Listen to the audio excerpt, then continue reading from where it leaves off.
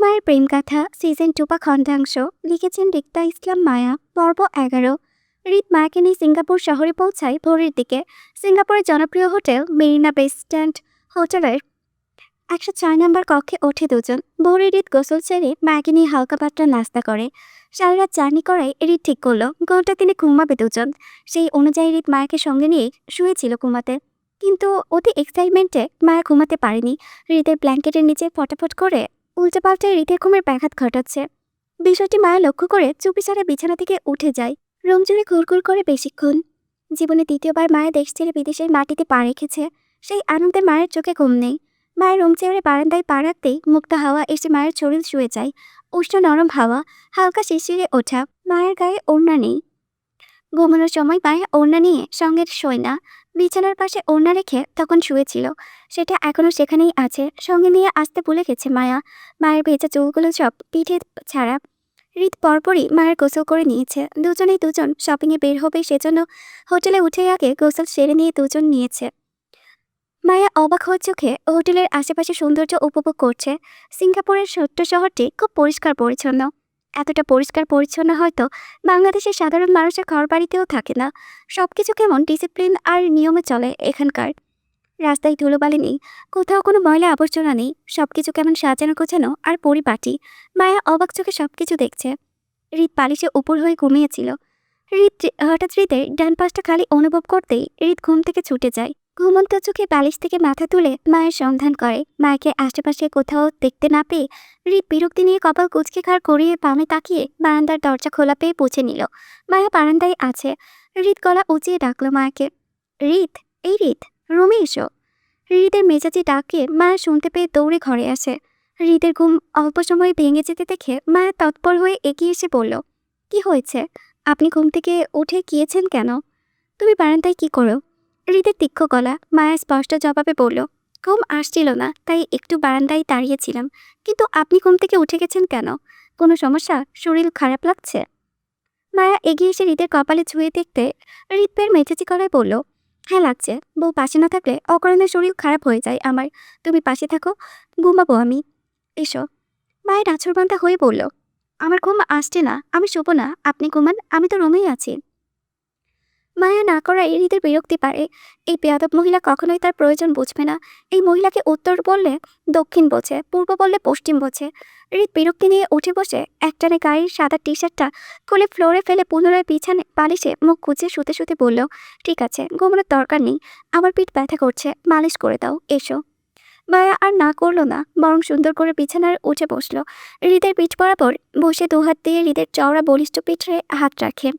মায়ের দৃষ্টি করে গেল হৃদের বলিষ্ঠ পিঠে। হৃদের ফর্সা পিঠে বেশ কিছু কালো ছোট তিল দেখতে পেল। স্বামী স্ত্রীর সম্পর্কের মাঝেও মায়া কখনো হৃদের উন্মুক্ত পিঠ লক্ষ্য করেনি, আজ প্রথম।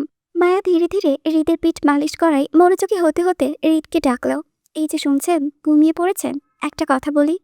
হৃদ ঘুম জড়ানো কণ্ঠে উত্তর করল। হৃদের উত্তরটা পেয়ে মায়া চট করে বলল, আমি যে আপনার পিঠ মালিশ করছি, এতে আপনি আমাকে কি দেবেন? মায়া হৃদের পিঠে মালিশ করেছে সবেমাত্র 1 মিনিট পেরিয়েছে, আর এখনই মায়ের হৃদের পিঠে মালিশের জন্য ঘুষ যাচ্ছে। অথচ হৃদ মায়াকে খুশি করতে শুধু বাংলাদেশ থেকে সিঙ্গাপুরে নিয়ে এসেছে বিয়ের শপিংয়ের জন্য। মায়ের জন্য হৃদের এত কিছু করার পরেও সেই মায়ের হৃদের অল্প সেবাতে ঘুষ যাচ্ছে। হৃদ ঘুমের তাড়নায় মায়ের মতলব ঠিকঠাক বুঝতে পারেনি। সে ভেবেছে তার বউ কোনো জিনিসপত্র চাওয়ার আবদার করবে। হৃদ সেই ভেবে উত্তর দিয়ে বলল, কি চাই তোমার? একটা বেবি চাই, দেবেন? মায়া অতি উৎসাহে হৃদের কাছে বেবির জন্য এমনভাবে আবদার করলো যেন হৃদ একটু পরেই সিঙ্গাপুরের শপিং মল থেকে মায়াকে সুন্দর করে দেখতে একটা বেবি কিনে দেবে, আর মায়া বেবি পেয়ে খুশি হয়ে যাবে। মায়া উত্তরের আশায় হৃদের মাথার দিকে তাকিয়ে রইল, অথচ হৃদ মায়ের আবদারে কোনো উত্তরই দেয়নি, যেন সে শুনতে পায়নি মায়ের কথা। মায়া হৃদকে নিশ্চুপ দেখে হৃদের পিঠ চাকিয়ে সজাগ করে বলল, কি হলো, ঘুমিয়ে পড়েছেন? বলুন না, আমার একটা বেবি কবে হবে? কাল। কাল? যা, কাল কিভাবে হবে? বেবি হতে 10 মাস সময় লাগে। একদিনে বেবি হয় না, জানেন না আপনি? না তো, জানি না, মাত্র শুনলাম আপনার কাছ থেকে। জান, মিথ্যে কেন বলছেন? আপনি সব জানেন, জেনে বুঝে আমাকে বোকা বানাতে চাচ্ছেন। প্লিজ বলুন না, আমার একটা বেবি কবে হবে? আজই হবে, একটু পর শপিং মল থেকে বড় দেখে তোমার জন্য একটা বেবি নিয়ে আসবো। এখন মাথা না খেয়ে সেবা করো। হৃদের হিয়ালিতে মায়া চেতে উঠে বলল, আমি কিন্তু আপনাকে খেলনা বেবির কথা বলছি না। আমার সত্যিকারের একটা বেবি চাই। সবার বেবি হচ্ছে, আমার কেন হয় না? কারণ তুমি মন দিয়ে স্বামীর সেবা করো না তাই। আগে স্বামীর সেবা করো মন দিয়ে, তারপর আল্লাহ খুশি হয়ে তোমাকে একটা বেবি দান করবে, বুঝেছ? মায়া উৎসাহে বলল, সত্যি? হুম। আর যদি মিথ্যে হয় তাহলে? তাহলে দ্বিগুণ স্বামীর সেবা করবে, তারপরেও হাল ছাড়বে না, ওকে? তার মানে আপনি সেবা করলে আমার বেবি হবে? অবশ্যই। আজ পর্যন্ত দেখেছ স্বামী ছাড়া বউদের বেবি হতে? না। তাহলে তোমারও হবে না আমাকে ছাড়া। আমার সেবা করলেই তোমার বেবি হবে, নয়তো না। কি শুনবে আমার কথা? হ্যাঁ। মায়া হৃদকে সম্মতি দিতেই টুপ করে হৃদ খালি পিঠে শব্দ করে চুমু খেলো। একটা, দুইটা, তিনটা, পরপর বেশ কয়েকটা। হৃদ ঘুমের তাড়নায় মায়ের রোমাঞ্চকর মুহূর্তটা ইগনোর করলো। মা বেশ সময় নিয়ে হৃদের পিঠে মালিশ করলো। হৃদের পিঠে মালিশ করার এক পর্যায়ে দেখলো মায়ের হাতে সোনার বালার ঘষায় হৃদের পিঠে লাল হয়ে যাচ্ছে দাগে। মায়া দ্রুত হাতের চুড়িগুলো খুলে বালিশের নিচে রাখলো। হৃদের পিঠে আলতো মালিশ করে দাগের ওপরে হওয়া স্থানের ঠোঁটের পরশ দিয়ে হৃদের পিঠে নিচের মাথা ও বুক ঠেকিয়ে হৃদকে জড়িয়ে ধরে মায়ের হৃদের উপর শুতে শুতে বলল, আমি সেই ভাগ্যবতীদের একজন, যাদের আপনার মতো একজন অসম্ভব ভালোবাসার স্বামী আছে নেতা সাহেব। ভাগ্য সবাইকে ভাগ্যবতী করে না, আর না সবাই আমার মতো করে এত ভালোবাসার স্বামী পাই। একজন আমি ভালোবাসার জন্য খুব বেশি কিছু প্রয়োজন হয় না নেতা সাহেব, শুধু একটা সঠিক মানুষ পাশে থাকলেই হয়। আমি আপনাকে এক জন্মে নয়, সকল জন্মে পেয়ে স্বর্গসুখী ভাগ্যবতী নারী হতে চাই নেতা সাহেব। আয়নের মা শেফালি চৌধুরী আরাফ খানের মেজ সন্তান। নিহা খানের ছোট শেফালি চৌধুরী। বিয়ে হয়েছিল চৌধুরী পরিবারের বড় ছেলে রাইহান চৌধুরীর সঙ্গে। দুজনের পারিবারিকভাবে বিয়ে হয়। বিয়ের 10 বছরের মাথায় রাইহান চৌধুরী নিজের ব্যবসা বাণিজ্য, স্ত্রী সন্তানদের নিয়ে লন্ডন শহরের স্থানান্তর হয়ে যান। তারপর থেকে আয়নার ছোট্ট মেয়ে নোহার পড়াশোনা সেখানেই হয়। নোহা আয়নের 12 বছরের ছোট। আয়নের পর শেফালি চৌধুরীর সন্তান হচ্ছিল না অনেক বছর যাবৎ। অনেক চিকিৎসা আর আল্লাহর কাছে কান্নাকাটি করে দোয়া করার পর আয়নের ছোট্ট বোন নোহা হয়েছে। নোহার বয়স হবে 18, একটু চঞ্চল প্রকৃতির।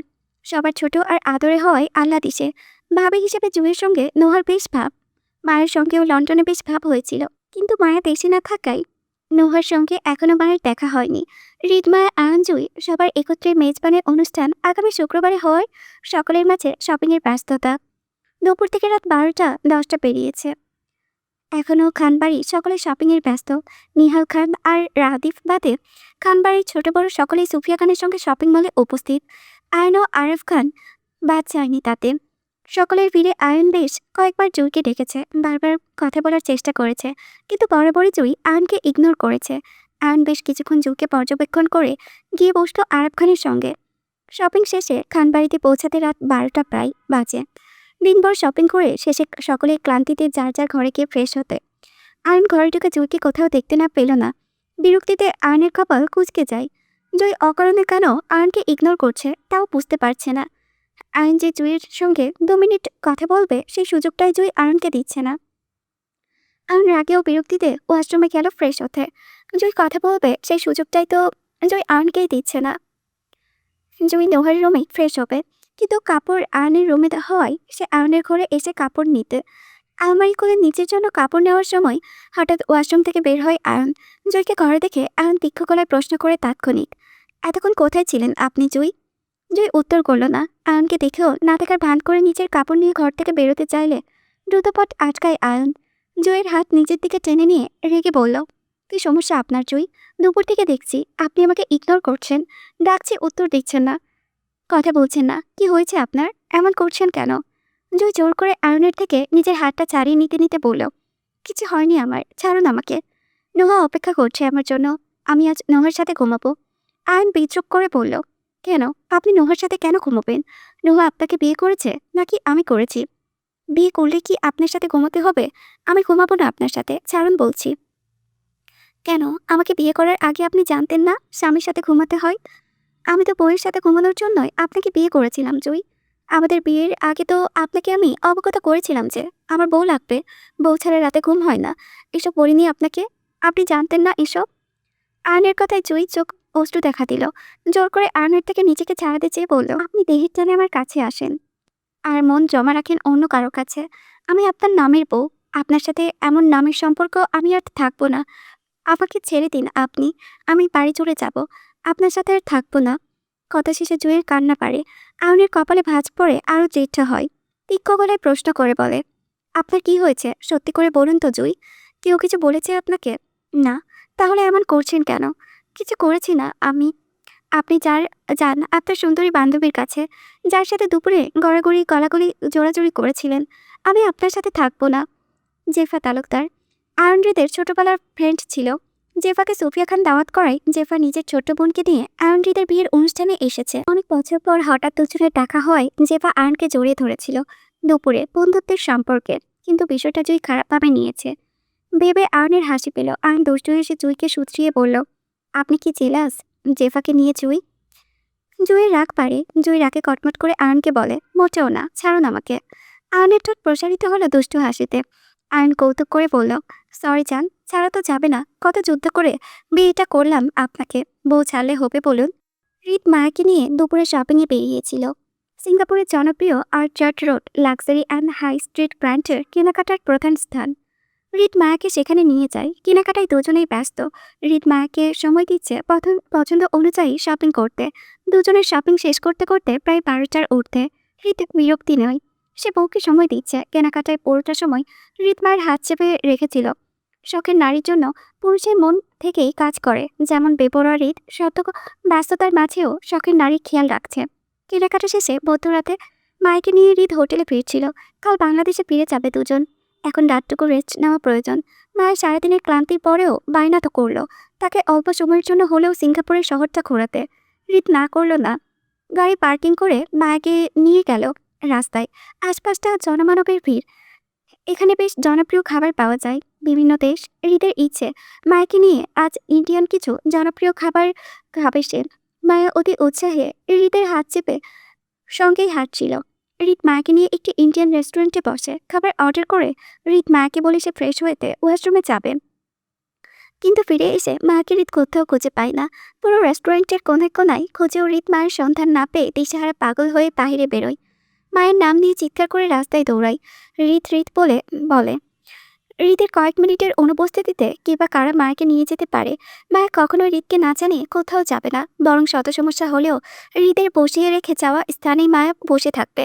হৃদের ফেরার অপেক্ষা করবে। এই মুহূর্তে মায়া নেই, তার মানে কেউ না কেউ মায়াকে নিয়ে হৃদের অনুপস্থিতিতে ধরে নিয়ে গেছে। কিন্তু কারা? কাদের এত সাহস হতে পারে যে হৃদ খানের বইয়ের দিকে হাত বাড়াতে পারে, তাও সিঙ্গাপুরে এসে? দিশেহারা হৃদ হোটেল থেকে কোনো গার্ড কিংবা ড্রাইভার নিয়ে আসেনি। সে মায়াকে নিয়ে হোটেলের গাড়ি ড্রাইভ করে একাই এসেছিল। মধ্যরাতে হঠাৎ মায়া হারিয়ে যাওয়ায় হৃদের উত্তেজনা ছিল দেখার মতো। দিশেহারা হৃদ মায়ের নাম নিয়ে পাগলের মতো দৌড়াচ্ছিল এদিক ওদিক। মায়ের খোঁজা বেশ কিছুক্ষণ পর রাস্তার অদূরে মানুষের ভিড়ে দেখা গেল। পথচারে কেউ কেউ উত্তেজনায় সিঙ্গাপুরের পুলিশকে ফোন করেছে এখানে একটি রক্তাক্ত লাশ রাস্তায় পড়ে থাকতে দেখে। হৃদ ভিড় ঠেলে ভেতরে যাওয়ার সাহস পেল না। 1 মিনিটে কেউ মাকে মেরে ফেলে যাবে না নিশ্চয়। হৃদ নিজের শ্বাস নিয়ে চলে যেতে গেলেও মনের সান্ত্বনায় ফিরে এসে ভিড় ঠেলে ভেতরে ঢুকতেই হৃদের মাথা চক্কর দিয়ে উঠল। রক্তাক্ত শরীরে গলাকাটা অবস্থায় মায়ের রাস্তায় পড়ে আছে, চোখ দুটো টলানো। 2 দাঁতের মাড়িতে জিভ কামড়ে নিথর অবস্থায় পড়ে আছে মায়া।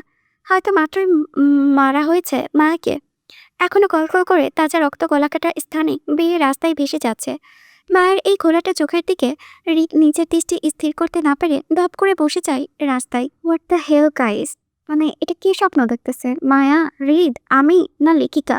কে এটা স্বপ্ন দেখতেছে? এটা লাস্টে কি হইল? আই থিঙ্ক কিছু তো একটা টুইস্ট আছে, কারণ হৃদ মায়ের স্যাড এন্ডিং অবশ্যই লেখিকা দিবে না। সে তোমরা চিন্তা করবে না, কেউ কান্নাকাটি করে অবভিয়াসলি কেউ কমেন্ট করবে না, আমার কিন্তু মেজাজ চড়ে যাবে। কারণ এটা স্যাড এন্ডিং হবে না, তোমরা 100% শিওর থাকো। এখানে কিছু তো একটা মিস্টেক আছে, হয় ওটা মায়া না, আর না হয় কেউ স্বপ্ন দেখতেছে, যে কোনো একটা।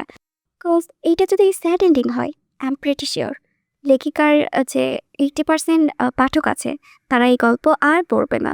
সো তোমরা নিশ্চিন্ত থাকো, এইটা হচ্ছে মানে কি বলবো, স্যাড এন্ডিং হবে না। আর অবভিয়াসলি কেউ কান্নাকাটি করবে না, হ্যাঁ? রোজা রমজানের দিন এগুলো নিয়ে মন খারাপ কেউ করবে না, ওকে? হৃদ মায়ের প্রেম গাথা খণ্ডাংশ লিখেছেন রিক্তা ইসলাম মায়া। পর্ব 12। ঘুমন্ত হৃদ আতঙ্কে লাফিয়ে উঠে বসল। অস্থির উত্তেজিত বাকুলতায় গা থেকে ব্ল্যাঙ্কেট উড়িয়ে ফেলে মায়াকে ডাকলো চিৎকার করে, হৃদ, হৃদ, এই হৃদ, কই তুই? হৃদের চিৎকারে দেওয়াল ভেদ করার মতো ছিল। মায়া কক্ষে ছিল। অতিরিক্ত উত্তেজনায় হৃদের শরীর ঘামছে, হাত পা মৃদু কাঁপছে। হৃদ খালি পায়ে অস্থির বাকুলতায় মায়াকে খুঁজতে দৌড়ে গেল বারান্দায়। হৃদের মুখে মায়ের নামের চিৎকার তখনও বহমান। মায়া কক্ষে নেই, অথচ হৃদ পাগল হয়ে যাচ্ছে মায়াকে খুঁজে। ব্যাপারটা কয়েক সেকেন্ডের মধ্যে ঘটছে। মায়া অসময়ে ওয়াশরুমে গিয়েছে। হৃদের হুলস্থুল চিৎকারে তাড়াহুড়ো করে কোনো রকমে ওয়াশরুমের দরজা খুলে বের হয়ে গিয়ে সালোয়ারের পায়ে পা বেঁধে দুপ করে পড়ে গেল ওয়াশরুমের সামনে। মায়া পড়ে ব্যথায় উফ শব্দ করে আগে হৃদের টাকের উত্তর দিয়ে চেঁচিয়ে, এই আমি এখানে, রুমে আছি। মায়ের ব্যথাতুর অল্পটাকে হৃদ বিদ্যুৎ গতিতে বারান্দা থেকে দৌড়ে এলো। মায়াকে সহি সালামত দেখতে পেয়ে ওয়াশরুমের দরজার সামনে উপর হয়ে পড়ে কোণে ঘষতে ব্যথায়। হৃদ তাৎক্ষণিক দৌড়ে এসে মায়াকে টেনে ফ্লোর থেকে উঠে বসে উত্তেজিত হলো। মায়াকে দুহাতে বুকে চাপটে জড়িয়ে ধরল। মায়ের হাড় ভেঙে যাওয়ার উপক্রম হয় হৃদের শক্ত বাহুর চাপে। মায়া নিঃশ্বাসের অভাবে গঙ্গালো, অথচ আতঙ্কিত হৃদের জানে যেন প্রাণ ফিরে এসেছে মায়াকে সুস্থ দেখে। মায়া খানিকটা ছটফট করে নিঃশ্বাস নিতে চাইল। হৃদ তখনও মায়াকে নিজের বুকে শক্ত করে চেপে ধরে কিছু বিড়বিড় করছে। হঠাৎ কিছু মনে পড়ার মতো হৃদ মায়াকে দ্রুত ছেড়ে মায়ের মুখ খাল হাতিয়ে দেখতে থাকলো। নিজেই বলল, তোকে হারিয়ে আমি নিঃস্ব হয়ে যাবো হৃদ, প্লিজ আমাকে ছেড়ে যাস না। তোর বের হয়ে আমার প্রাণে সয় না, পাগল হয়ে যায় আমি। মায়ের হৃদের অস্পষ্ট কথাগুলো বোঝেনি। পরে কি মায়া পায়ে ব্যথা পেয়েছে, অথচ হৃদ মায়ের গলা হাতড়াচ্ছে কেন তাও বুঝল না। মায়া অসন্তুষ্ট গলায় বলল, কি করছেন আপনি, ছাড়ুন। আমি পায়ে ব্যথা পেয়েছি, গলায় না। মায়ের কর্কশ গলায় হৃদের মস্তিষ্ক সক্রিয় হয়। মায়া জীবিত সুস্থ তার সামনে আছে। এই নারীকে সে ঘুমাতে বলেছিল, কিন্তু এই নারী না ঘুমিয়ে কই গিয়েছিল? হৃদ রাগে তপ্ত মেজাজে রিরি করে উঠল। মায়ের গলা হাতড়ানো হৃদের হাতটা তাৎক্ষণিক মায়ের গলা চেপে ধরে বলল, কই গেছিলি তুই? মানা করেছিলাম না আমাকে না বলে কোথাও যাবি না। কই গেলি বেয়াদবের বাচ্চা? হৃদের গলা চেপে ধরেই মায়ের কাছে উঠে যায়। গলায় হৃদের হাতটা চেপে ধরে মায়ের রাগান্বিত কণ্ঠে বলল, আজও ওয়াশরুমে এখন যাবো না? মানুষ ওয়াশরুমে কেন যায়? আপনি কেন চান ওয়াশরুমে? আমি যে কাজে ওয়াশরুমে যান আমিও সেই কাজেই যাই। এবার গলা চেপে মেরে ফেললেও আমি শুনবো না, আমি ওয়াশরুমে যাবই। সিরিয়াস মোমেন্টে এসেও মায়ের সিরিয়াস হতে পারল না। হৃদ মায়ের কথাই গলা ছেড়ে দিল, কিন্তু হৃদের রাগ কমেনি, আর না অস্থিরতা কমেছে। হৃদ মায়ের হাত চেপে তাৎক্ষণিক টেনে তুলতে তুলতে বলল, চল আমরা দেশে ফিরে যাব, শপিং করা লাগবে না, আয়। মায়ের বাধিত পায়ে হৃদকে ধরে দাঁড়ালো। হৃদের কথার প্রতিবাদ করে বলল, অসম্ভব, আমি শপিং না করে না দেখে যাব না। আমাকে আপনি শপিংয়ের লালসা দেখিয়ে বাংলাদেশ থেকে এত দূরে এনে এখন আবার শপিং না করিয়ে খালি খালি বাংলাদেশে নিয়ে যাবেন, এটা আমি মানব না। আপনি কি সিঙ্গাপুরে ঘুমানোর জন্য এসেছিলেন? এখন ঘুম শেষ তাই আবার বাংলাদেশে চলে যাবেন? হৃদ, কথা না বাড়িয়ে আয়, মেজাজ খারাপ হয়ে যাচ্ছে কিন্তু। হৃদ তাতে দাঁত পিষে মায়ের হাত টেনে হৃদের সঙ্গে যেতে মায়ের হৃদের হাত থেকে ফের তার হাত ছিঁড়িয়ে নিয়ে চেয়ে যান বলল, না যাবো না, আমি যাবো না। আর দুদিন পর আমার বিয়ে, বাংলাদেশে গিয়েও সময় পাবো না শপিং করার জন্য। আমি কত শখ করে বিয়েটা করছি, আপনার জন্য আবার আমার বউ সাজার স্বপ্নটা স্বপ্নই রয়ে যাবে, পূরণ হবে না।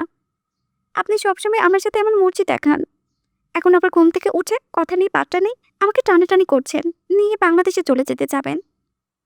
আমার কি কোনো দাম নেই আপনার কাছে? আপনার যা খুশি তাই করুন, যান। আমি যাব না, কোথাও যাব না আপনার সাথে। আপনি একাই বাংলাদেশে যান, আর নয়তো আমাকে মেরে রাস্তায় ফেলে যান কেউ। ঠাস শব্দে মায়ের ফ্লোরে লুটিয়ে পড়ল। হৃদের শক্ত হাতের থাপ্পড় পড়েছে মায়ের গালে।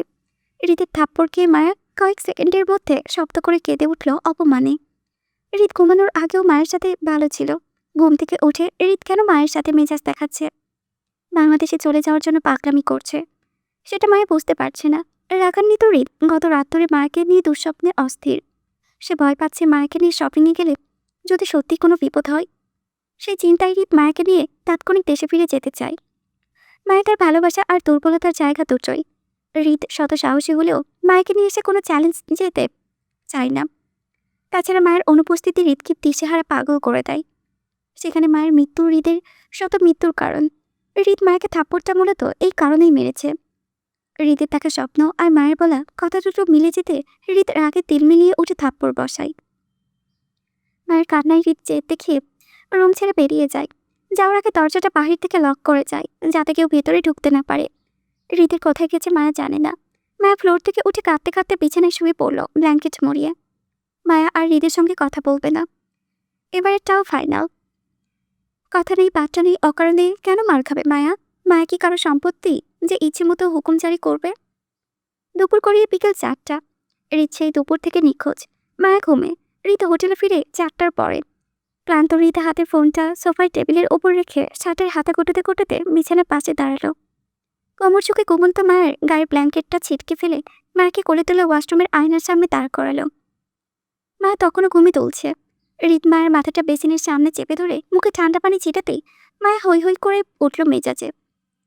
মায়ের রাগে এলোমেলো হাত দুটো মুখের পানি পরিষ্কার করতে করতে তিল মিলিয়ে পড়ল, বাল ঘুমাইয়াও শান্তি নাই, বৃষ্টি কি সাত প্যাঙ্গা পড়ে। মায়ের কথা শেষ হতে না হতেই হৃদ ফের মায়ের মাথা চেপে ধরে বেসিনের চাপে নিচে। মায়ের চোখে মুখে চুল ভেজাতে শুরু করলো এবার। মায়ের রাগে দুঃখে নিঃশ্বাসের অভাবে ছটফট করে চিৎকার করে উঠল জোরে, আল্লাহ গো আমি শেষ, নিঃশ্বাস নিতে পারছি না, ছাড়ুন অসব বলুক, ছাড়ুন। হৃদ মায়ের বাহু টেনে নিচের দিকে ফেরালো। মায়ের মাথা ভিজে যাওয়ার গালে চুল লেপটে রয়েছে। হৃদ আলতো হাতে মায়ের গাল থেকে চুল সরিয়ে দিতে চাইলে মায়া জেদ করে হৃদের হাতটা গাল থেকে সরিয়ে দিয়ে পিঠ বাঁকিয়ে দাঁড়ালো। হৃদের সঙ্গে কথা বলবে না তাই হৃদ রাখলো না, এবার শান্ত থাকলো। শান্ত ভঙ্গিতে মায়ের বাহু টেনে নিচের দিকে ফেরালো। তীক্ষ্ণ গলায় মাকে শাসিয়ে বলল, বাড়াবাড়ি করলে কিন্তু দাঁতটাবে চুপিয়ে রাখবো হৃদ, এমনিতেও অশান্তি লাগছে, নাটক শেষ করো। মায়ের গাল ফুলিয়ে পাশে তাকালো, চোখে অপমানের জল। কত সুন্দর করে মায়ের হৃদের সঙ্গে শপিংয়ে এলো, অথচ অকারণে মার খেলো। মায়ের রাগ অভিমানে বলল, আপনি আরেকটা বিয়ে করুন, আমি আপনার বউ না, আমার এমন জামাই লাগবে না, যান। তাই তাহলে কেমন জামাই লাগবে আপনার শুনি ম্যাডাম। হৃদ মায়ের থুতনি চেপে নিচের দিকে ফেরালো। মায়ের চোখে চোখ রেখে কথাটা হৃদ তীক্ষ্ণ গলায় বললেও মায়াও উত্তর দিল সেভাবে, ভালো জামাই লাগবে, যে আমায় কখনো মারবে না, সবসময় ভালোবাসবে, আদর করবে, এমন লাগবে। কাছে আসেন, ভালোবাসি, আমিও তো চাই বউ ভালোবাসতে, আসেন। হৃদ দু হাতে প্রশস্ত করে মাকে জড়িয়ে ধরতে চাইলে মায়া পিছিয়ে গেল। মায়ের কোমরে বেসিনে ঠেকল। মায়ের হৃদের বুকের পাশে হাত রেখে ধাক্কা দিয়ে বলল, এই অসভ্য ভালোবাসা চাই না আমি, ভদ্র ভালোবাসা চাই। হৃদ বেসিনের দুপাশে হাত রেখে মায়ের মুখের উপর ঝুঁকে বলল, অসভ্য মানুষের কাছে সভ্য ভালোবাসা চাইছেন? আপনার ডিমান্ডটা বাজেটের বাইরে চলে গেল না ম্যাডাম। হৃদের উষ্ণ নিঃশ্বাস মায়ের মুখে পড়ছে। মায়ের চোখ তুলে তাকাতেই হৃদের চোখে চোখাচোখি হলো। মায়া আগের ন্যায় অভিমানে অভিযোগ করে প্রসঙ্গ পাল্টে বলল, আপনি তখন আমাকে মারলেন কেন? আমি কিন্তু বউকে শুধু মায়ের না, আদরও করতে জানি ম্যাডাম, দেখবেন। হৃদ খানিকটা চোখে চট করে মায়ের বাম গালে শব্দ করে চুমু খেল। এই গালটায় হৃদ তখন থাপ্পড় মেরেছিল, সেজন্য সেখানে হৃদ একবার নয়, দুবার নয়, পরপর বেশ কয়েকবার চুমু খেল। হৃদ সোজা হয়ে দাঁড়িয়ে মায়ের কোমর চেপে ধরে বুকে ঠেকালো। মায়ের ঘাড়ের পেছনে হাত রেখে মায়ের গালে নিজের নাক ঘেঁষে হৃদের নিষাক্ত গলায় ডাকলো মায়াকে, বউ। তোমার অনুপস্থিতি আমার ভীষণ পোড়াই, ভীষণ পোড়াই, প্রাণে সয় না। হৃদ এক টুকরো আবেগ সমুদ্রে মায়ের সাথে শেয়ার করলো। হৃদ এই প্রথম সকালে মায়ের সঙ্গে একটা ইমোশনাল কথা বলেছে।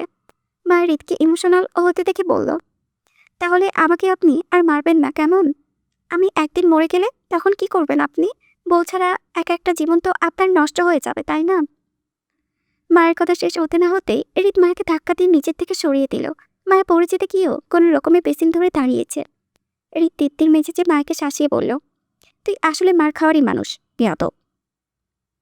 হৃদ তাড়ামি করে ওয়াশরুম থেকে বেরিয়ে গেল। মায়া ভেজা চপধপে ছড়িলে দাঁড়িয়ে রইল। মায়া হৃদকে কি এমন বলল তা তখনও বুঝল না। একটু কি স্বামীর সাথে ইমোশনাল কথা বলা যাবে না? হৃদ কখনো নিজের ইমোশনাল দিকটা প্রকাশ করতে চায় না, করেও না। আজ কিভাবে যেন একটু প্রকাশ করে ফেলেছে। মায়া যদি বোকামি করে উত্তর না করত তাহলে হৃদ হয়তো ইমোশনাল হয়ে আরও কিছু বলে ফেলত। হৃদ মায়াকে নিয়ে অসময়ে স্বপ্ন দেখা, বাজে স্বপ্নটি নিয়ে চিন্তিত। এই চিন্তা থেকে হৃদ মায়ের জন্য 3 জন সেলস গার্ল আর একজন ফ্যাশন ডিজাইনার কন্ট্যাক্ট করে হোটেলের লাবিতে ডেকে এনেছে। হৃদ মায়ের যাবতীয় বিয়ের শপিং সেখান থেকেই করে দেবে। তারপরেও হৃদ মায়াকে নিয়ে হোটেলের বাইরে যাচ্ছে না, রিস্ক না নিয়ে। হৃদের মনে হচ্ছে মায়া হয়তো সেফ না, আশেপাশে কিছু একটা হচ্ছে যেটা মায়াকে হৃদের থেকে দূর করতে চায়। মায়া বোকার মতো ওয়াশরুমে দাঁড়িয়ে হৃদের চলে যাওয়ার দিকে তাকিয়ে রইল। হৃদ রুমে গিয়ে চেঁচিয়ে ডাকলো মায়াকে ফ্রেশ হয়ে বের হতে। হৃদের ধমকে মায়া উত্তর দিয়ে বলল, আমার কাপড় ভেজা, কিভাবে আসবো? আয় হেঁটে আসো। হৃদের তারামি উত্তরে মায়া বিরক্ত হয়ে বলল, ট্রলি থেকে আমার একটা ড্রেস দিন, আমি ভেজা কাপড়ে বাইরে আসতে পারবো না। তাহলে কাপড় খুলেই আসো। জি, আপনি কত খারাপ। কি এমনভাবে বলছে জানো, জীবনে প্রথম তোমাকে দেখবো, আগে দেখি নাই কিছু। ওয়াশরুম থেকে হৃদের ঠোঁটকাটা কথায় মায়া লজ্জায় সিটিয়ে গেল। মায়া চেদি গলায় বলল, আমি আসবো না বাহিরে, যান আপনি। আজ হৃদের হয়তো শপথ করেছে মায়াকে শান্তি দেবে না। হৃদ একটানা একটা প্রসঙ্গ টেনে মায়াকে হেনস্থা করছে। হৃদ ফের বলল, রুমে না আসলে তাহলে ওয়াশরুমে কি করবে? গো খাবে? জি ওয়াক। মায়া নাক সিটকে কুচকাতে কুচকাতে দ্রুত ওয়াশরুম থেকে বেরোলো। হৃদ তখন গায়ের পোশাক চেঞ্জ করে শরীরে একটি টি শার্ট চড়াচ্ছে, পরনে কালো ট্রাউজার আর সাদা টি শার্ট। মায়াকে ভেজা কাপড়ে দেখে বের হতে দেখে হৃদ আয়নার ভেতর দিয়ে মায়ের দিকে তাকিয়ে বলল, সময় 5 মিনিট, এর মধ্যে রেডি না হলে তোমার বিয়ে ক্যান্সেল। আপনি আমাকে সিঙ্গাপুরে নিয়ে এসেছেন তেরামি করতে। 4 মিনিট 30 সেকেন্ড বাকি আছে। বাধ্য হয়ে হৃদের কথাই মায়ের তাড়াহুড়ো করে ট্রলি থেকে কাপড় নিয়ে ওয়াশরুমে ঢুকলো। হৃদ চুল ব্রাশ করে বাম হাতের কবজিতে একটি রোলেক্স করে চড়াচ্ছে। রুমের দরজায় নক করলো কেউ। হৃদ দরজা খুলে দিতে হোটেলের ম্যানেজারের স্টাফদের দিয়ে রুম বাঙালি খাবার নিয়ে এসলো। এনথেন্স একজন খ্রিস্টান ধর্মাবলম্বী, বয়স 40-এর ঊর্ধ্বে, বিবাহিত পুরুষ, স্ত্রী সন্তানদের নিয়ে চাকরির সুবাদে সিঙ্গাপুরে থাকে। হৃদের একজন বিশ্বস্ত মানুষ এথেন্স। এর আগে হৃদ যতবার সিঙ্গাপুরে এসেছে এই হোটেলেই উঠেছে। হৃদের সব ধরনের সুযোগ সুবিধার দিকটা এথেন্স নিজ দায়িত্ব দেখে। এথেন্স স্টাফদের চলে যেতে বলে হৃদের উদ্দেশ্যে হাত বাড়িয়ে হাসি মুখে ইংরেজিতে বলল, আশা করছি আর কোনো সমস্যা হবে না মিস্টার খান। আমাদের ফুল সিকিউরিটি আপনার নিরাপত্তা দেবে। আপনি নিশ্চিন্তে আপনার মিসেসকে নিয়ে আমরা হোটেলের লবিতে শপিং করতে পারবেন। সবকিছু ম্যানেজ করা রয়েছে। হাত মিলিয়ে গম্ভীর গলায় ছোট্ট করে ধন্যবাদ জানালো হৃদ এথেন্সকে। এথেন্স চলে যেতে চাইলে হৃদ কিছু একটা ভেবে নিজের ফোনটা নিয়ে বারান্দায় গেল। মায়া ততক্ষণে ওয়াশরুম থেকে বেরিয়ে সোফার টেবিলে খাবার সাজানো। হৃদ বেশিক্ষণ না খেয়ে থাকতে পারল না। দুপুরের রাগারাগি কারণে হয়তো এখনো না খেয়ে আছে। মায়া দুটো প্লেটে খাবার তুলে নিল। হৃদকে রুমে দেখা যাচ্ছে না, হয়তো বারান্দায় আছে। মায়ের হৃদের অপেক্ষা করতে লাগলো। কয়েক মিনিটের মধ্যে হৃদ মায়ের পাশাপাশি সোফায় এসে বসলো। মায়ের হৃদের দিকে খাবারের প্লেট দিয়ে এগিয়ে দিয়ে বলল, কিছু হয়েছে আপনার? কেমন চিন্তিত দেখাচ্ছে আপনাকে। কিছু না, হৃদের ছোট্ট উত্তর। হৃদের দৃষ্টি স্থির ফোনে। খাবার খাচ্ছেন না, আর না খাবারের প্লেট নিচ্ছেন। মায়ের হৃদের গতিমতি বুঝতে পারছে না। কয়েক সেকেন্ড অপেক্ষা করে মায়ের হৃদকে বলল, আমি খাইয়ে দেই। বলা মাত্র হৃদ তাৎক্ষণিক খা করলো খেতে। মায়ের হৃদের প্লেট নিজের কাছে টেনে হৃদের মুখে লোকমা তুলে দেয়। হৃদ বিনা বাক্যে মায়ের হাতে পুরোটা খাবার শেষ করে। প্লেটের খাবার শেষ হয়ে গেলে মায়া বলল, আর নেবে? খাবেন? না। মায়া হাত ধুয়ে হৃদকে পানি খাইয়ে খালি গ্লাসটা হাতে নিয়ে হৃদের দিকে তাকালো। হৃদ পুনরায় সময়টা ফোনে কি যেন করছে। কপালে সূক্ষ্ম ভাঁজ। কখনো এমন হয় না হৃদ খেতে বসে ফোন নিয়েছে হাতে। আজ প্রথমে মায়ের হৃদকে ফোনে হাতে হাতে হাতে খেতে দেখল। মায়া বলল, আপনার সমস্যা হলে চলুন, আমরা বাংলাদেশে চলে যাই। হৃদের কোনো উত্তর নেই। হৃদ পাল্টা প্রশ্ন করলো তীক্ষ্ণ গলায়, তোমার এমন কিছু আছে হৃদ যেটা তুমি কখনো আমাকে বলনি? আবার অজানা কিছু? মায়ের হৃদের কথার প্রসঙ্গটা বুঝল না। মায়ের জীবনে এমন কিছু নেই যেটা হৃদ জানে না। মায়ের সম্পর্কে হৃদ সবই জানে। তাহলে মায়া আবার নতুন করে কি লুকোবে? মা তাৎক্ষণিক উত্তর দিল, না এমন তো কিছু নেই। ভেবে বলছ? হ্যাঁ, কেন, কি হয়েছে? কিছু না, বলুন না কি হয়েছে। 5 মিনিটে খাবার শেষ করো, কুইক। হৃদ প্রসঙ্গ পাল্টাতে চাইল। মা যেতে করে বলল, কি হয়েছে একটু বললে কি হয়? আমি তো আপনার বউই হই, তাই না? হৃদকে তারপরেও কিছু বলতে না দেখে মায়ের খাবার প্লেটে তুলতে তুলতে বলল, আমি কিন্তু জানি আপনি আমার জন্যই চিন্তিত। আমি সব বুঝি। আচ্ছা ধরেন আমি হুট করে গায়েব হয়ে গেলাম আর আপনি আমাকে কোথাও খুঁজে পেলেন না। এভাবেই দিন পার হয়ে বছরের পর বছর হয়ে গেল। তখন আপনি কি করবেন? মায়া অদ্ভুত কথায় এটি তো হেয়ালি উত্তর করে বলল, কি করব? আরেকটা বিয়ে করব। এভাবেই বছরের পর বছর একা থাকা যায় নাকি পাগল? শত দেরি হলেও মায়া কিন্তু তার হৃদ খানের কাছ থেকে ইমোশনাল কথা শুনছে। বাট আমি রাসেলের কাছ থেকে আজ পর্যন্ত কোনো ইমোশনাল কথা, কোনো গান, মানে ভালোবাসি যে বলে এটা মনে হয় খুব কষ্টে বলে নাকি আল্লাহই জানে, বলেই না, আমার বুঝে নেওয়া লাগে। তো যাই হোক, আমার এত আফসোস হচ্ছে যে আমি কখনো শুনলাম না তার কাছ থেকে। তার সাথে আমার কোনো মিলই নাই ভাই। আর হৃদ খানকে আমার পছন্দ করার রিজন হচ্ছে, তোমরা অনেকেই বলো যে আপু হৃদ খানকেই কেন ভালো লাগে আর অন্য কাউকে কেন ভালো লাগে না। তার মেইন রিজন হচ্ছে হৃদ খানের যে একটা স্ট্রং পার্সোনালিটি আছে না, সেটা আমার হাজব্যান্ডের সাথে খুব চাই। তার সোশ্যাল মিডিয়া বলো, তার অ্যাটিটিউড, তার আচরণ, তার একটা সর্দার বংশের যে সে একটা ছেলে, তার যে হাবভাব, এই সব কিছু ওর সাথে খুব যায়। কারণ ভাই ও এমন একটা পার্সোনালিটির মানুষ, আমি যদি সর্দার বাড়িতে যাই, মানে আমার শ্বশুর বাড়িতে যাই, কারো ক্ষমতা নেই আমার দিকে পাকা চোখে তাকানো। আর ও এত পরিমাণে গম্ভীর মানুষ। মাঝে মধ্যে আমার মায়ের ফ্যামিলির মানুষ বলে যে রাসেলের এত অহংকার, সে কথা বলে না। বাট সে কথা ওই জন্য বলে না, তার পার্সোনালিটি ওইরকম, সে খুব কম কথা বলে, আর দুই একটা যেটা কবে একটা বিস্ফোরণ মারে, খুব গাম্ভীর প্রকৃতির আর খুব শান্ত প্রকৃতির, মানে ওর কাছে সবকিছুই ঠিক, সবকিছু নর্মাল, সবকিছু। খালি আমি যখন অসুস্থ হই ওর পুরো দুনিয়া উলট পালট। সো মানে এই কিছু কিছু কারণ থাকে না, ওগুলোর কারণে না রিদ খানের প্রতি মানে আমার একটু ভালো লাগা কাজ করে, কারণ ওর যে কিছু কিছু অ্যাটিটিউড সেটা আমি আমার বাস্তব লাইফে ফিল পাই।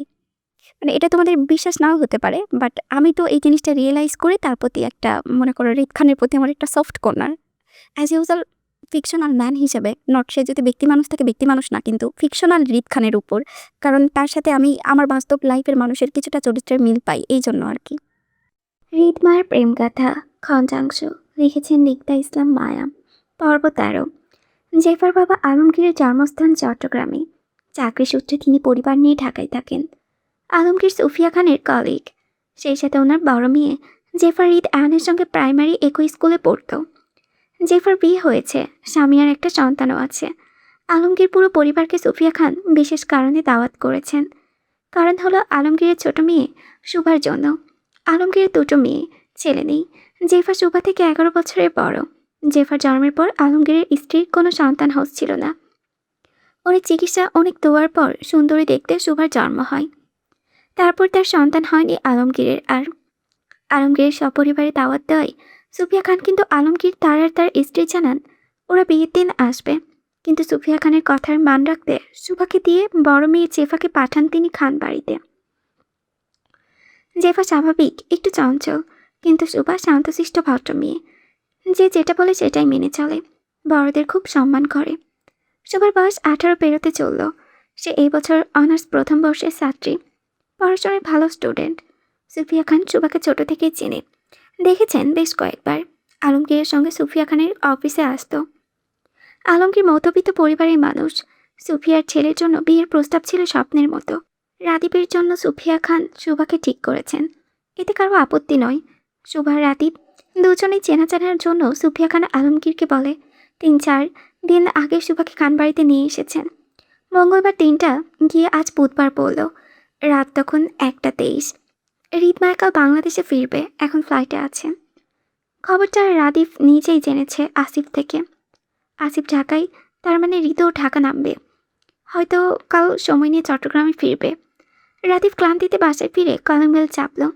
নিহাল খান 9টার দিকে বাসায় ফিরে এসেছিলেন। রাদীপের একটু লেট হয়েছে, কারণ সে একটা কাজে আটকে ছিল। নিহাল খান রাদীপকে বলেছিল জেলা মন্ত্রীর বাসায় দাওয়াত পৌঁছে দিতে, তাই রাদীপের দেরি করে ফেরা। বিয়ের আয়োজনে বাকি 3-2 দিন রাদীপ বাসায় থাকবে, কোথাও যাবে না। আসসালামু আলাইকুম। রিনঝিনে গলা চড়ে সালাম পেরিয়ে রাদীপ ধ্যান ভেঙে উপরে তাকায়। মিষ্টি একটা মুখ চোখে পড়ল। রাদীপ কাফল কোচকে মেয়েটির সালামের উত্তর মনে মনে দিয়ে প্রকাশ্যে বলল, সরি বাট আপনাকে চিনলাম না, কি আপনি?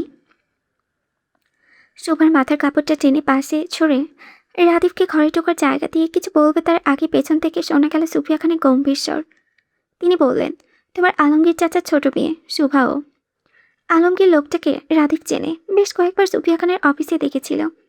জেফাকেও চেনে, ছোটবেলায় হৃদের সঙ্গে একই স্কুলে পড়তো, কিন্তু কখনো শুভাকে দেখেনি। তাই রাদীপ বেশ একটা মনোযোগ দিল না। মায়ের কথায় উত্তরে কিছু না বলে শুভাকে পাশ কাটিয়ে ঘরে প্রবেশ করলো। শুভা দরজা লাগালো। সুফিয়া খান রাদীপকে বললেন, ফ্রেশ হয়ে নিচে এসো, খাবে? জি আচ্ছা। রাদীপ চলে গেল। সুফিয়া খান শুভাকে বললেন, তুমি কি ডাইনিংয়ে বসো? আমরা তোমার সাথে, আমার কিছু কথা আছে। জি আচ্ছা। দুজনে একই উত্তর দিল। সুফিয়া খান কি বলবে শুভা জানে না, তবে সে কথা মতো গিয়ে বসলো। রাদীপ খাচ্ছে, শুভা বসে। সে আরও আগেই খেয়ে নিয়েছিল। সুফিয়া খান মালাকে বলে পাকা আম কেটে দিলেন। শুভা ধীরে সুস্থে সেগুলো খাচ্ছে। রাদীপ শুভা থেকে দুই চেয়ার পরে বসেছে। সুফিয়া খান শুভার মুখোমুখি হয়ে আর রাদীপের পাশে চেয়ারে বসে বলল, আমি তোমাদের দুজনে বিয়ের ডিসিশন নিয়েছি। এতে পরিবারের কারো কোনো অমত নেই। আশা করছি তোমাদের দুজনেরও অমত হবে না। আমি যতটুকু জানি এই বিয়েতে শুভার অমত নেই। আমি আশা করব তুমিও মায়ের কথা রাখবে রাদীপ। দুজনে খাওয়া বন্ধ হয়ে গেল। লজ্জায় শুভার নত মস্তিষ্ক আরও নত হয়ে গেল। হাতের চামচে ফলের প্লেটের ওপর রেখে হাত গুটিয়ে নিল শুভা। রাদীপ কয়েক সেকেন্ড খাওয়া থামিয়ে ফের খেতে শুরু করলো। খাওয়া শুরু করার পূর্বে চোখের পলকে একবার শুভাকেও দেখে নিল। মেয়েটা লজ্জায় হাঁসফাঁস করছে। রাদীপ ছোট উত্তরে সম্মতি দিয়ে বলল, তোমার ডিসিশনে আমার কোনো আপত্তি নেই। সুফিয়া খান ভেবেছিলেন রাদীপ রাজি হবে না, অস্বীকার করবে, কিন্তু তার কিছুই হলো না। রাদীপ রাজি হতেই সুফিয়া খান উঠে দাঁড়ালেন। অস্বস্তিকর পরিস্থিতিতে দুজনে একা থাকতে দিয়ে তিনি বললেন, দুজনে কথা বলো, পরিচয় হও, তাড়াহুড়ো নেই, সময় নাও। আমি তোমাদের উপর আমার ডিসিশন চাপিয়ে দিচ্ছি না। দুজনে কথা বলে আমাকে নিজেদের মতামত জানাও। সুফিয়া খান চলে যেতে অস্বস্তিকর পরিবেশটা আরও অস্বস্তিকর হয়ে উঠল। শুভা নত মস্তিষ্ক আরও নত হয়ে গেল। অতিরিক্ত অস্বস্তিতে হাসপাস করতে লাগলো। বিষয়টা রাদীপ না তাকিয়ে বুঝতে পারছে। রাদীপ স্বল্প কথায় ক্ষীণ স্বরে বলল, আপনি ঘরে যান, গিয়ে ঘুমান। এই কথাটার অপেক্ষাতে ছিল হয়তো শুভা। রাদীপের বলার সঙ্গে সঙ্গে চট করে উঠে দাঁড়ালো, চেয়ারটা হালকা শব্দ করে উঠিয়ে।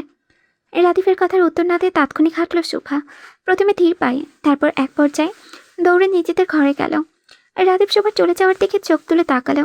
মেয়েটা চঞ্চল নাকি শান্তশিষ্ট বুঝল না, তবে শুভার দৌড়ে পালিয়ে যাওয়া দেখে রাদীপ ধরে নিল মেয়েটা হয়তো চঞ্চল প্রকৃতির। মায়ের পছন্দের উপর রাদীপের বিশ্বাস আছে। সুফিয়া খানের মতো মানুষ কখনো রাদীপের জন্য যাকে তাকে বাছাই করবেন না। এই মেয়েকে যদি রাদীপের জন্য ঠিক করে থাকেন, তাহলে নিশ্চয়ই এই মেয়ে রাদীপের জন্য উত্তম হবে। রাদীপ নিজের পছন্দে একবার ঠকেছে, এবার মায়ের পছন্দ দেখতে চাইছে যেতে কিনা। তবে মেয়েটির সঙ্গে তারও একান্ত কিছু কথা আছে, সময় পেলে কাল সেরে নেবে। আয়ন বারান্দায় বসে। জুই এতক্ষণ হাতের কাজগুলো সেরে বিছানা গুছিয়ে ঝাড়ু দিল। আয়ন বারান্দায় বসেছে, ঘন্টা তিনেকের বেশি হয়েছে। জুই হাতের কাজগুলো সেরে বারান্দার দরজায় দাঁড়িয়ে বলল, এত কি কাজ করছেন, আর কতক্ষণ লাগবে আপনার কাজ শেষ হতে? আয়ন ল্যাপটপে কিছু ইমেল চেক করছিল। রোগীদের পাঠানো রিপোর্ট রিডিং করেছে। হুট করে ছুটি নেয় আয়নের ইমার্জেন্সি কিছু রোগী সিনিয়র ডক্টরের কাছে রেকমেন্ড করতে হচ্ছে। সেই প্রসেসিংয়ে তার একটু লেট হয়ে গেল।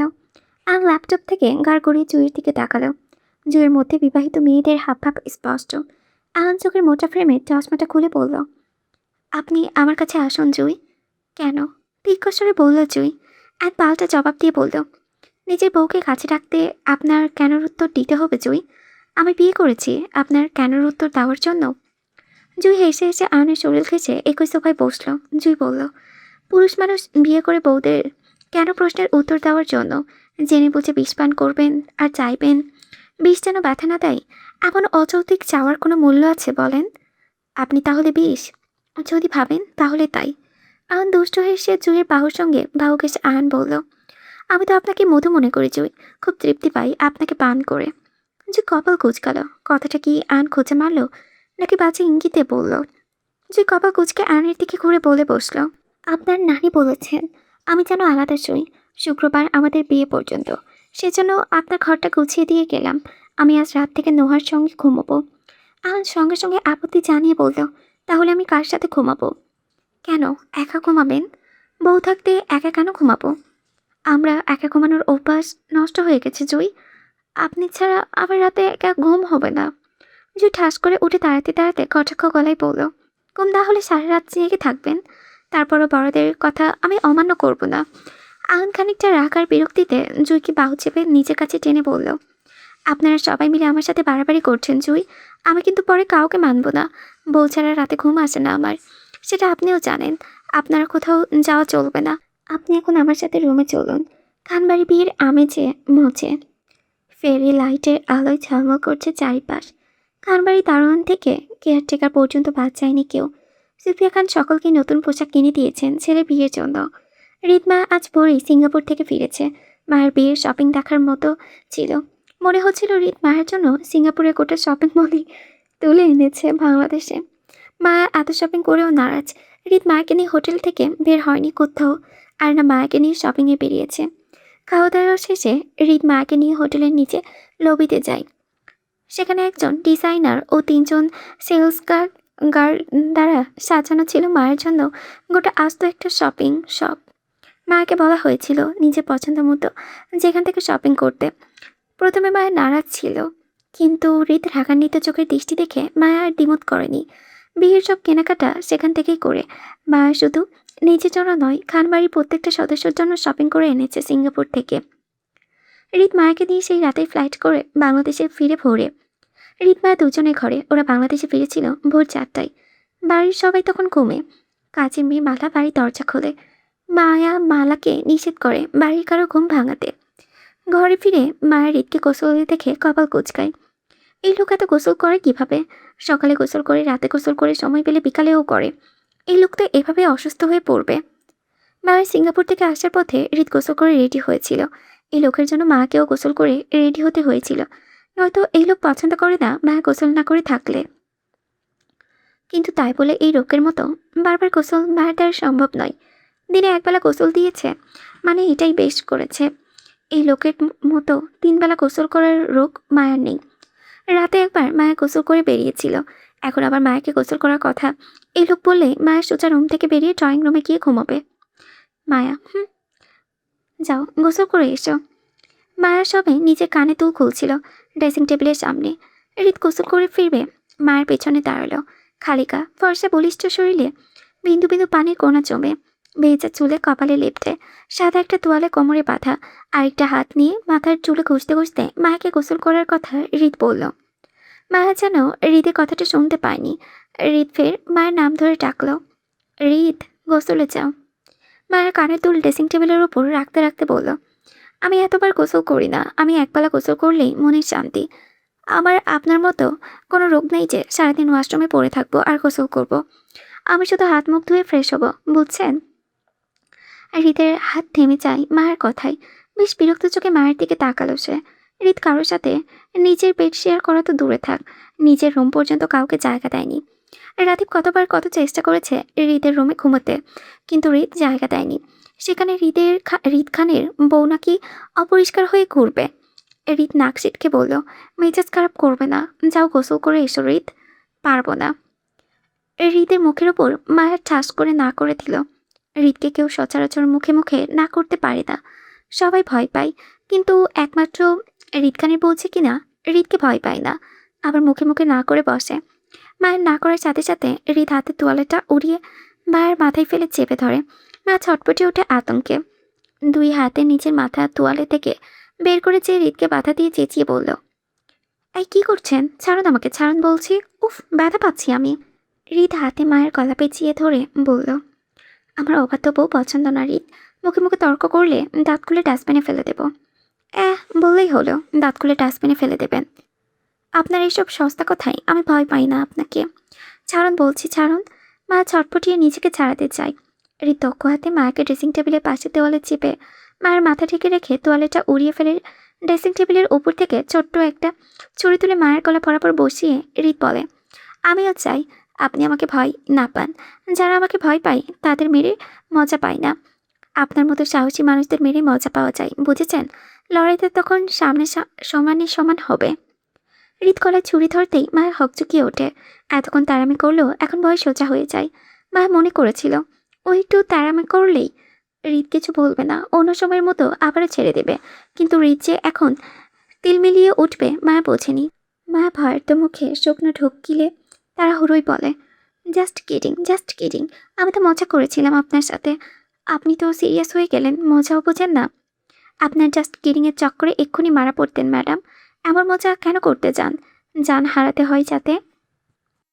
হৃদমায়ের প্রেমগাথা খণ্ডাংশ লিখেছেন রিক্তা ইসলাম মায়া, পর্ব 14। বিয়েবাড়ি হইচই দেখার মতো আত্মীয় স্বজনরা সবাই উপস্থিত খানবাড়ির ফাংশনে। দিনটা বৃহস্পতিবার, শুক্রবারে মেজবান। পরিবারের সকলের চাওয়ায় হৃদমায়া আয়নজুয়ের মেহেদি অনুষ্ঠানের আয়োজন করা হলো। 2 জুটি আগে থেকে বিয়ে হয়ে গেছে বলে কেউ হলুদের ফাংশন করতে চাইল না। মেহেদি আয়োজন করা হলো বাড়ির ছাদে। মেয়েরা সবাই মেহেদি রাঙা শাড়ি পরেছে, ছোট বড় বয়স্ক বৃদ্ধ কেউ বাদ যায়নি। সকলেই একই রোগের একই ডিজাইনের জামদানি শাড়ি পরেছে। শুধু মায়া আর জুই কোণে হয় ওদের দুজনের শাড়িটা মেহেদি রঙা হলেও ডিজাইনটা ভিন্ন। সন্ধ্যা রাত, হৃদ বাদে সবাই খানবাড়িতে উপস্থিত। সারাক্ষণ ভাই ভাই করতে থাকা আসিফটাও খানবাড়িতে উপস্থিত। হৃদের দেখা কোথাও নেই। আসিফ বাদে হৃদ একা বাহিরে, সেটা কল্পনা করাও মুশকিল, অথচ সেটাই হলো। আসিফ নিহাল খানের সঙ্গে আরফ খান, আয়ন, রাদিফ, ফাহাদ সবাইকে নিয়ে আড্ডায় বসেন। কত কি কথা বলতে ব্যস্ত আরফ খান।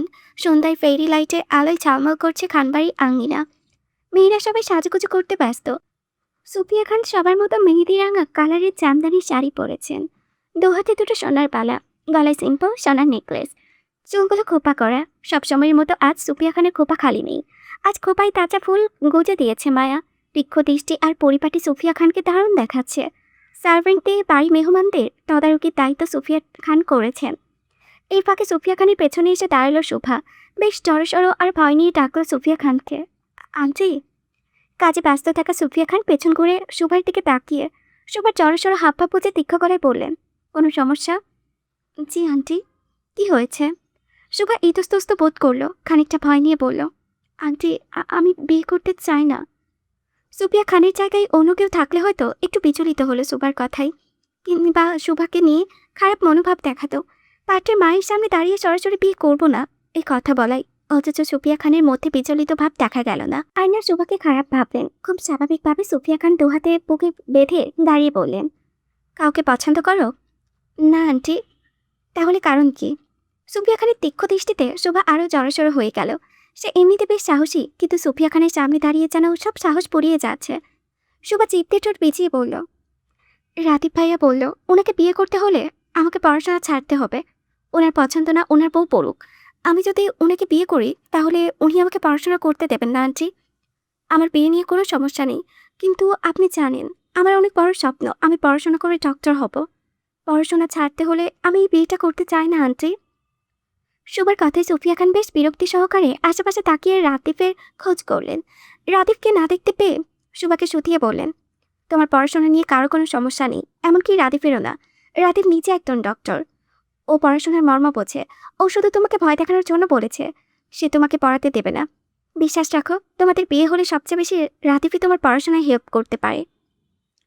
শুভা কনফিউজড হয়ে সুফিয়া খানের দিকে তাকিয়ে বলল, কিন্তু ভাইয়া যে বলল। শুভাকে থামিয়ে সুফিয়া খান বললেন, ও মিথ্যে বলেছে, এখন যাও, ফাংশন এনজয় করো, গো। শুভা কনফিউজড হয়ে সেখান থেকে সম্মতি জানিয়ে ফিরে এলো। শুভার খোপাতেও সুফিয়া খানের খোপার মতোই একই ফুল গোজা ছিল। এটা মায়া করেছে। সুফিয়া খান, শুভা, মায়া তিনজনে একই রকম ফুল খোপায় গুজেছে। শুভার সঙ্গে রাদীপের বিয়ের বিষয়টা মায়া বাংলাদেশে ফিরেই শুনেছে। তখন থেকে মায়া শুভাকে নিজের নিজের যার মতো করে ট্রিটমেন্ট করেছে। সবকিছুতে শুভাকেও ভাগ দিচ্ছে। বিষয়টা সুফিয়া খান লক্ষ্য করেছেন, এতে তিনিও সন্তুষ্ট। বেশ অনেকদিন পর রাফাকে পাওয়া গেল ভিডিও কলে। মায়া মেহেদি রাঙা শাড়ি পরে বসে আছে। মায়ার রুমে জুই, টিয়া, নোহা তিনজনই রেডি হচ্ছে। ওদের সবাইকে রেডি করানোর জন্য সুফিয়া খান বেশ কিছু মেকআপ আর্টিস্ট মেয়ে আনিয়েছেন। সবাই রেডি হচ্ছে। মায়া শাড়িটা পরে ভিডিও কলে রাফার সঙ্গে কথা বলছে। রাফা কেন মায়ের বিয়েতে থাকছে না, সেই নিয়ে দুই বান্ধবীর মন খারাপ। রাফা বলল, তুই যখন টিয়াদের বাসায় লুকিয়েছিলি দুদিন, তখন ভাইয়া তোর খোঁজ আমার শ্বশুর বাড়িতে এসেছিল। পুলিশ নিয়ে পুরো বাড়ি তল্লাশি চালিয়েছে, নাদিমকে পুলিশে দিয়েছে। এই নিয়ে অনেক ঝামেলা হয়েছে আমার শ্বশুর বাড়িতে। আমরা অনেক বললাম তুই আশুগঞ্জ আসিসনি, তারপরেও ভাইয়া কারোর কথা শোনেননি। আমার শ্বশুর বাড়ির মানুষকে হেনস্থা করেছে। নাদিম গোটা একদিন জেলে ছিল। তোকে খুঁজে পাওয়ার পর পুলিশ নাদিমকে জেল থেকে ছাড়ে। এই নিয়ে আমার উপর ও অনেক রাগ করে, সেজন্য এতদিন কথা বলিনি। আসিফ ভাইয়া সেদিন নাদিমকে কল করে তোদের বিয়ের দাওয়াত দিয়েছিল। আমি রেগেছিলাম বলে তোর সাথে কথা বলতে চাইনি, কিন্তু নাদিম বোঝালো এতে তোর দোষ নেই, তোর সাথে সম্পর্কটা নষ্ট না করতে। আমিও তোকে অনেক মিস করেছিলাম, সেজন্য কল করলাম। নাদিম আমাকে তোর বিয়েতে নিয়ে আসতে চেয়েছিল, কিন্তু আমি আসিনি। প্রেগনেন্সি অবস্থায় তোরে জার্নি করা নিষেধ আমার, সেজন্য আসতে পারিনি। সরি দোস্ত। রাফার কথায় মায়া হতবাক, রুদ্ধ হয়ে বসে রইল।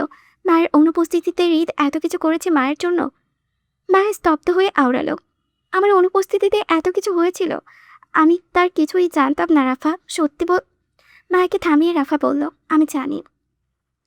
মায়া বেশ অনুতপ্ত এবং অপরাধীর ন্যায় বলল, সরি রাফা, আমাকে ক্ষমা করে দিস। আমার জন্য তোদের এত হেনস্থা হতে হয়েছে। আমি ওনার হয়ে তোর কাছে, নাদিম ভাইয়ের কাছে ক্ষমা চাচ্ছি। তোর ক্ষমা চাইতে হবে না বোকা, আমি জানি হৃদ ভাইয়া তোর জন্য কতটা পাগল। আমি শুধু একটাই অনুরোধ থাকবে, এরপর ভাইয়া যেন কোনো কারণে নাদিমকে হেনস্থা না করে। নাদিম অতীতে তোকে পছন্দ করলেও বর্তমানে নাদিম বিবাহিত, সে তোকে ডিস্টার্ব করার মতো ছেলে না, তুই জানিস। মায়া অপরাধবোধে কথা বলতে পারছে না। চঞ্চল রাফাকে বেশ ম্যাচিওর দেখালো। মায়াকে বেশ করে বুঝিয়ে বলল। দুই বান্ধবীর বেশ কথা চলল। প্রথমে মায়া অনুতাপের কারণে রাফার প্রেগনেন্সি ব্যাপারটা লক্ষ্য করেনি, কিন্তু কথা শেষ ফের রাফার প্রেগনেন্সির খবরটা শুনে মায়া খুশিতে লাফিয়ে উঠল। খুব করে রাফাকে অভিনন্দন জানালো, কিন্তু তার পর মুহূর্তেই মনটা খারাপও হয়ে গেল। মায়ের বড় বোন মুক্তা প্রেগনেন্ট, রাফা প্রেগনেন্ট, তাহলে মায়া কেন প্রেগনেন্ট হচ্ছে না? মায়ের সমস্যা কোথায়? এই নিয়ে মায়ের ভীষণ মন খারাপ হলো। হৃদকে এত করে বলার পরেও মায়ের কেন বাবু হচ্ছে না, এই নিয়ে কষ্ট পেল। কষ্টে কষ্টে মায়ের হৃদের সঙ্গে কথা বলা অফ করে দিল। হৃদ সন্ধ্যায় একবার বাড়িতে এসে মায়ের খোঁজ করেছে, কিন্তু মায়ের সামনেও যায়নি, দেখাও করেনি। হৃদ কি জন্য ঘরে এলো তারপর পরের মুহূর্তেই আবার তাড়াহুড়ো করে বেরিয়েও গেল। আসিফও বুঝতে পারছে না হৃদ কি নিয়ে এত ব্যস্ত। হৃদ ফের বাসায় এলো রাত 11টার পরে। তখন মেয়েরা সবাই দুহাত ভর্তি মেহেদি পড়েছে। সাথে আসন্ন পেতে মেহেদি আর্টিস্ট নিয়ে বসে আছে, মেহেদি পড়ছে সবাই। এখানে ছোট বড় বাচ্চা বয়স্ক সবাই আছে। এর মাঝে মালা এসে মায়াকে জরুরি তলবে বলল, ভাবে হৃদ ভাই আসতেন, আপনার এই ডাকে নিচে যাইতে কইছে।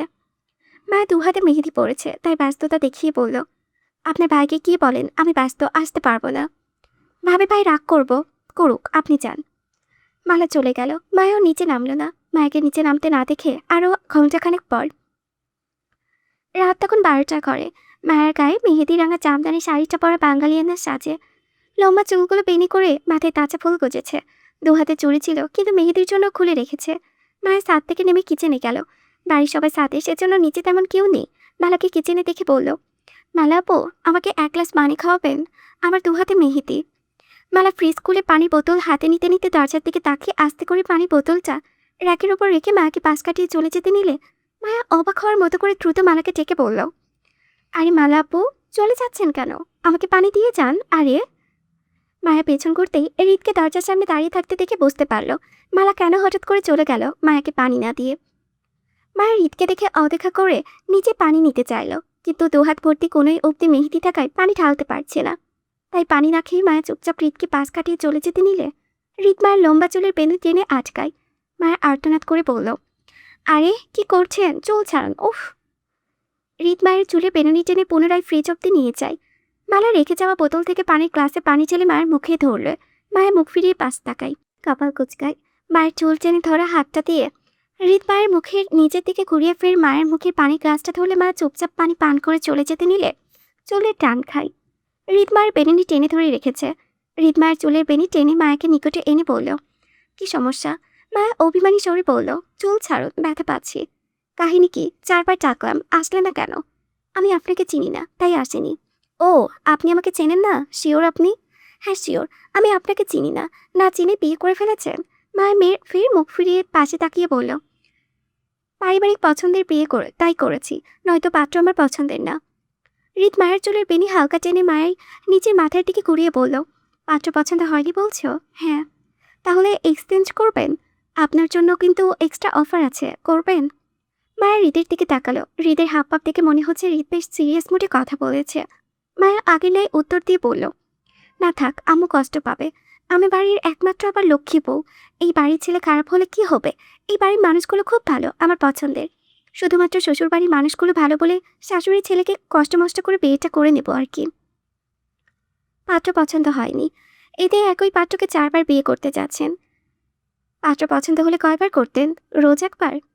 মায়ের মাথা নাড়ায়, সম্মতি দেয়। মায়ের সম্মতি দিলে কপালের একপাশে হালকা চৌকে মায়ের দিকে তাকাই।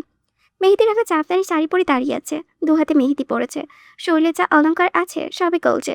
ফর্সা শরীরে মায়াকে মেহেদি রঙের জামদানিতে চকচকে লেগেছে। হৃদ হঠাৎই মায়ের গলায় ঝুঁকিয়ে পরে শব্দ করে চুমু খেলে মায়ের চমকে, কি করছেন? আহাজারি করে পিছিয়ে যেতে চাইলে হৃদ দুহাতে মায়ের কোমর চেপে স্থির করে। মায়ের মেহেদি পাখা দুহাত দুদিকে ছাড়িয়ে দেয় যাতে নষ্ট না হয়। হৃদ মায়ের গলা ছেড়ে দুগালে শব্দ করে চুমু খায়। মায়ের কপালে ঠোঁট পুড়িয়ে মায়ের সঙ্গে ঘনিষ্ঠতা বাড়িয়ে দাঁড়িয়ে বলে, আমারও পাত্রী পছন্দ হয়নি, পরিবারের চাপে বিয়ে করছি।